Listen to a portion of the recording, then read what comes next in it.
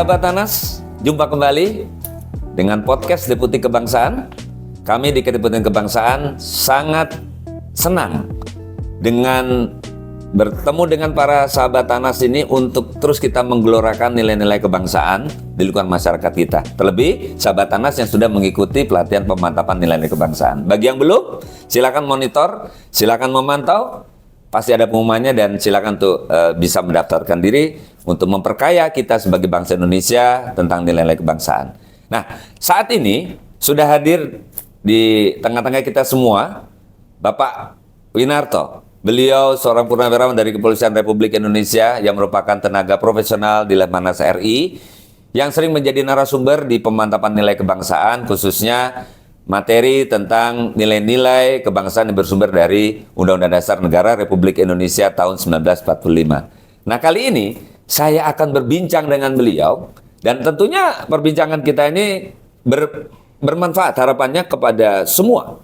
Untuk semuanya, bagi sahabat Tanas, mungkin profesi sebagai tenaga pengajar maupun sebagai profesi apapun, ini bisa diaktualisasikan secara nonverbal kepada semua masyarakat di lingkungan sekitar kita. Dari mulai keluarga dengan anak, istri, atau suami, dan kepada semua di lingkungan masyarakat.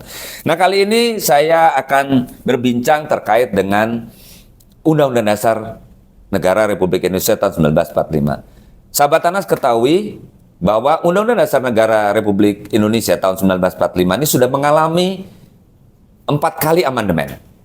Dengan mengalami amandemen ini kan perlu mungkin dari teman-teman atau masyarakat di seputar akan bertanya, kenapa sih harus diamandemen?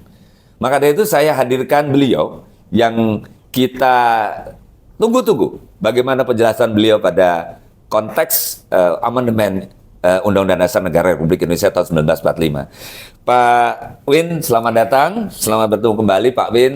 Kita tentunya sering bertemu di setiap ada kegiatan pemantapan nilai kebangsaan dan tentunya Bapak juga sebagai tenaga profesional di Lemhanas RI. Kami tertarik Bapak terkait dengan banyak teman-teman bertanya, kenapa sih amandemen Undang-Undang Dasar Negara Republik Indonesia tahun 45 ini selalu diamandemen? Sebenarnya apa urgensinya Pak? Mengamandemen Undang-Undang Dasar Negara kita ini, Pak. Silakan, Bapak. Iya, terima kasih. Terima kasih Pak Sigit. Siap, saya Bapak. diberi kesempatan untuk ngobrol di sini. Ya. Juga terima kasih kepada sahabat Tanas ya Siap. yang mendengarkan. Pertanyaan Pak Sigit memang relevan dengan kekinian ya. Saya ingin menjelaskan background dulu ya, bahwa Undang-Undang Dasar 45 yang 18 Agustus 1945 itu mulai berlaku, yang disampaikan oleh Presiden Soekarno dan wakilnya Bung Hatta itu dinyatakan oleh Bung Karno bahwa Undang-Undang Dasar ini adalah undang-undang yang sementara. Undang-Undang Dasar ini adalah undang-undang kilat. Undang-Undang Dasar ini adalah Revolution Groundwork. Artinya dia lahir ketika sedang revolusi gitu ya. Jadi tentunya ini menarik sebagai pijakan dan kemudian Bung Karno mencanangkan agar tahun 46 berarti setahun setelah kemerdekaan, itu bisa melakukan pemilihan umum. Ternyata tidak bisa membentuk konstituanto dan sebagainya. Akhirnya pada 1955 juga terjadi pemilihan umum yang pertama. Itu adalah bagian dari keinginan pemerintahan pada waktu itu untuk menyempurnakan undang-undang. Oleh karena itu kita juga mengenal undang-undang RES ya, undang-undang sementara, terus kita kembali ke Undang-Undang Dasar 45. Terus kita pakai undang-undang yang sekarang ini dan kembali ke 18 Agustus ya 45 itu. Itu sebenarnya sejarah Pak. Jadi urgensinya apa? Urgensinya sebenarnya adalah kepentingan bangsa dan negara Pak. Kepentingan itu diformalkan kepada aturan-aturan tata cara merubah. Ya ada sekian persen yang hadir dan sebagainya. Nah itu disetujui enggak? Kalau kita akan masuk kepada 5 kan sudah 4 ya. Ya saya kira wajar saja, terserah urgensinya bangsa yang menentukan sesuai dengan ketentuan pasal 37 yang mengatur itu.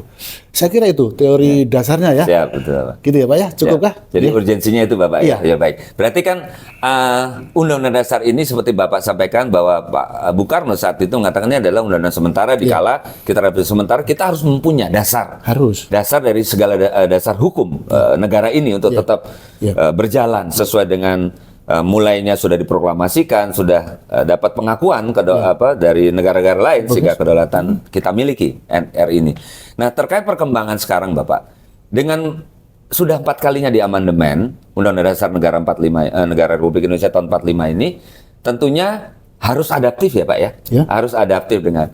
Nah, kalau kita saat ini yang sedang viral nih Pak, terkait dengan situasi demokrasi kita.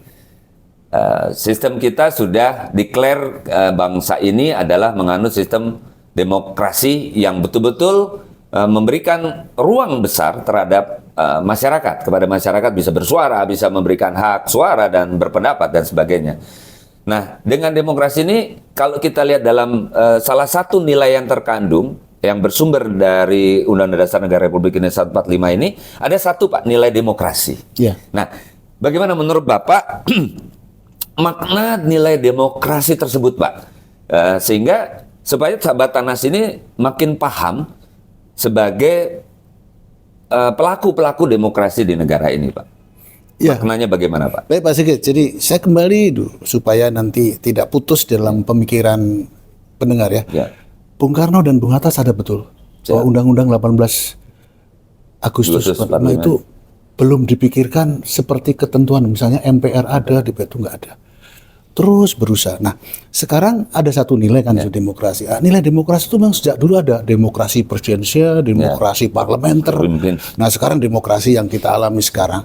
Nah, itu maknanya adalah kita memang harus betul-betul sesuai dengan Undang-Undang Dasar Pasal 1 Ayat 2. Pasal 1 Ayat 2 itu dulu kedaulatan rakyat ya berada di tangan rakyat dan dilaksanakan oleh MPR.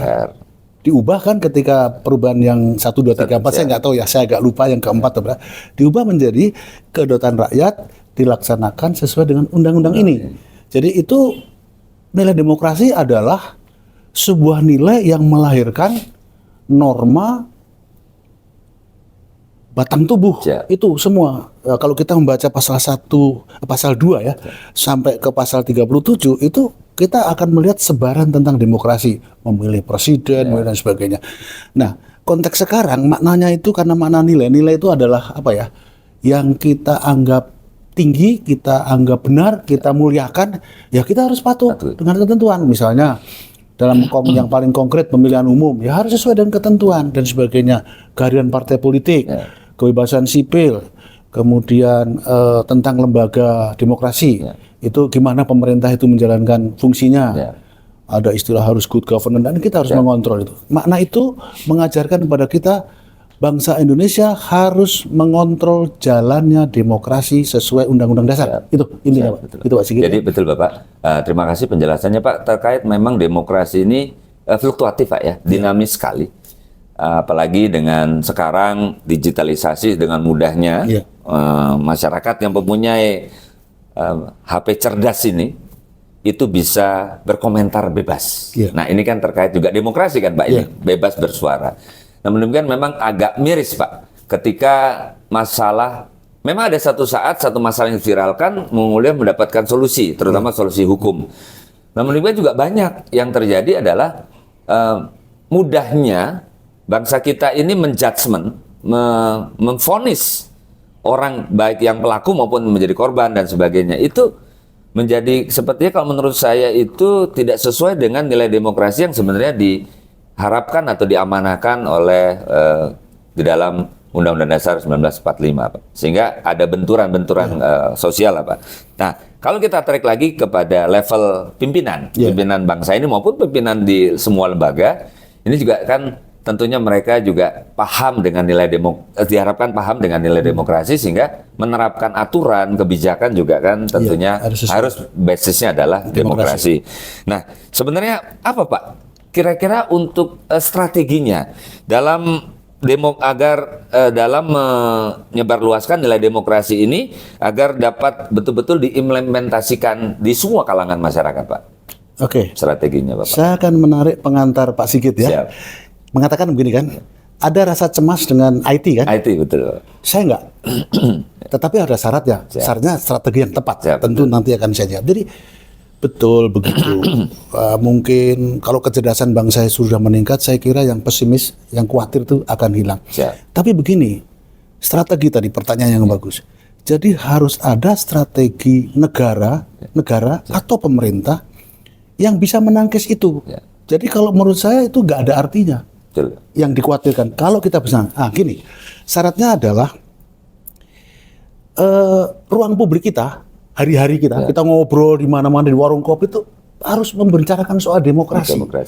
Gimana sih demokrasi ini? Kok begini, kok begitu? Kita mesti bikin, itu namanya ruang publik yang kalau kita pakai teori jargon Habermas, itu harus ada di negara. Kita merawat demokrasi harus mendiskusikan, mencela, membetulkan. Itu harus. Itu jadi, demokrasi, Bapak. Ya, jadi bukan berarti demokrasi selesai, udah demokrasi. Tidak, harus hari-hari. Namanya ruang publik atau kalau dalam jargon Habermas itu demokrasi deliberatif. Jadi kita kalau ketemu di warung kopi ngobrol tentang negara. Ya. Bukan jelekin pemerintah, jangan. Tapi ya berbicara boleh juga. Kondisi ini idealismenya bagaimana gitu. Pak, jadi itu. Makanya tadi saya katakan pengantar Bapak betul, tapi saya tidak khawatir kalau saya pribadi. Nah, strateginya begini, Pak. Strateginya itu saya seringkali ikut acara pemantapan nilai kebangsaan. Banyak yang bertanya begini. Mereka empati sekali dengan apa yang kita berikan. Pertanyaannya begini. Bagaimana Lemhanas melakukan ini semua? Oh, itu pertanyaan emosional, Pak. Jawaban saya sudah ada.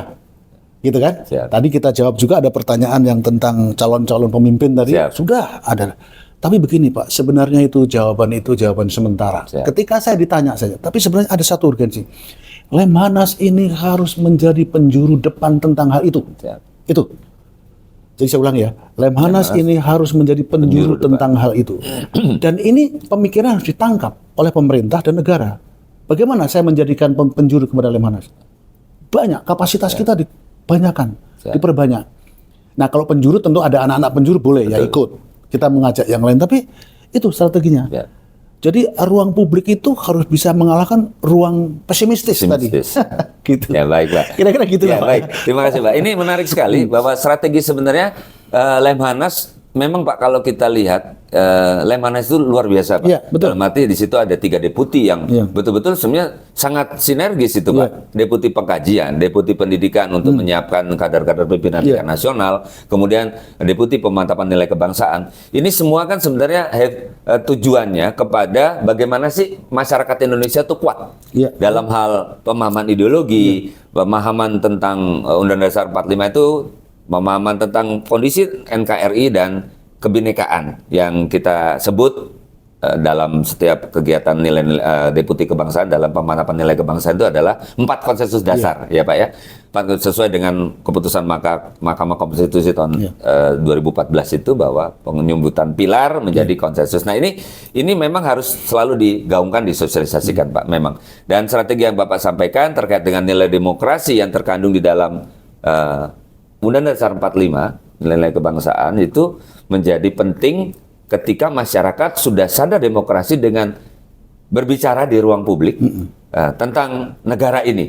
Ya, apapun bicara. Namun demikian, ya juga mungkin menurut saya, Bapak, ada juga norma sosial tadi, Pak. Kalau kita bicara Pancasila, tentunya ada norma jati diri kita, tidak asal bebas secara liberal. Betul. Artinya karena kalau liberal ini malah nanti kita berubah lagi. Pancasila mau kok jadi seperti liberal, Pak. Ya, gitu. Baik, Pak Winarto, luar biasa. Sahabat Tanas, asik berbicara dengan beliau, berbincang dengan beliau. Memang tokoh di Lemhanas dan merupakan juga dari Taprof yang sering kami undang di dalam memberikan narasumber di kegiatan pemantapan nilai kebangsaan dan kegiatan yang bersifat untuk mensosialisasikan, termasuk dialog wawasan kebangsaan juga beliau kita hadirkan. Sahabat Tanas, kita akan berjumpa di materi berikutnya. Kita tunggu, dan kami berharap dari Keteguhan Kebangsaan dengan ada podcast ini menghadirkan para narasumber yang kompeten dari Lemhanas RI maupun dari institusi atau dari lembaga lain yang memang betul-betul dapat mencerahkan kita semua untuk kita sebagai warga bangsa mampu membangun bangsa ini, terutama generasi muda, untuk menuju ke Indonesia emas di tahun 2045, bukan hanya sekedar retorika, bukan hanya sekedar angan-angan, tetapi tidak ada sesuatu yang mustahil kalau kita benar-benar kompak, solid, bersinergis, berdasarkan yang memiliki karakter kebangsaan kita dengan baik. Terima kasih sahabat Tanas sudah menyempatkan waktu menonton, menyaksikan perbincangan kita pada kali ini. Salam kebangsaan, salam sehat Salam untuk kita Tanas. sekalian. Salam Salam Tanas. Tanas.